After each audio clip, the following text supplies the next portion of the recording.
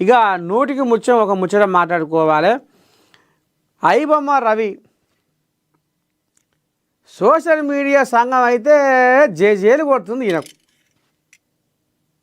పోరగాళ్ళు బొటగాళ్ళు ఎట్లా ఏంది ఏం కథ తాత అంటే, అయ్యా మీ సినిమా టికెట్ల కథ ఏంది, పార్కింగ్ల రేట్లు ఏంది, తినుబండారాల కథ ఏంది, ఏడికి పడితే ఆడికి అందిన కాడికి జుట్టు పట్టి పీక్తే నీ దండం పెడితే ఎక్కడ పోవాలి ఈ పేదోడు, నడ్డి ఇరిగి లగో దిబ్బో అంటుండు రోడ్ల పోయించి.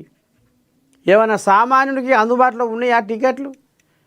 మేము చూస్తే మీరు బతురు, మా ద్వారా మీరు ₹1,00,00,000 సంపాదించుకుంటారు అని సోషల్ మీడియా సంఘపోలు ఓ దిక్కుంగా ఈ ఐబొమ్మ రవిని సంకలెక్కించుకొని తిరుగుతారు. మా పేదోళ్ళ దేవుడు ఆఖరికొస్తల కల్లా మా పేదోళ్ళ దేవుడు అంటారు. ఇక మొన్న ఆ కళ్యాణ్ కళ్యాణ్ కూడా ఓ మాట ఎన్కౌంటర్ చెయ్యాలి పైరసీ చేస్తోళ్ళను అది ఇది అని ఆ కోయిలాగా బాగానే పలుకులు వలికితే సోషల్ మీడియా సంఘపోళ్ళు అసలు సినిమా రేట్లను పెంచి సామాన్యులకు అందుబాటులో లేకుండా ఉంచి మా పుణ్యాన మీరు కోట్ల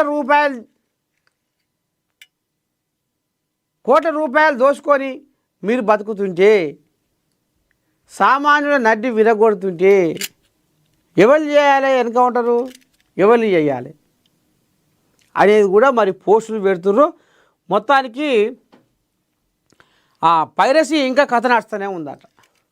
ఇక పోలీసు వాళ్ళు తిప్పల పడుతుర్రు, పైరసీ చేస్తులని మేము అసలు ఇక కథ గంపించి వాళ్ళని మక్కీలు సాఫ్ చేస్తాం అని వాళ్ళు మాట్లాడుతున్నారు.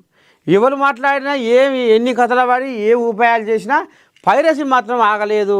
మీరు ఆపింది మాత్రం ఒక ఐబొమ్మే, పైరసీ మాత్రం ఆగలేదు. ఇక మరి నిన్న మొన్న విడుదలైన సినిమాలు అగో ప్రేమంటే, రాజు వెర్సు రాంబాయి, ఇగో ఈ సినిమాలు కూడా అప్పుడే కథ భాగవతం అంతా బయటపడేదట. చూస్తూనే ఉన్నాయట కోయాగలు. ఇగో ఇది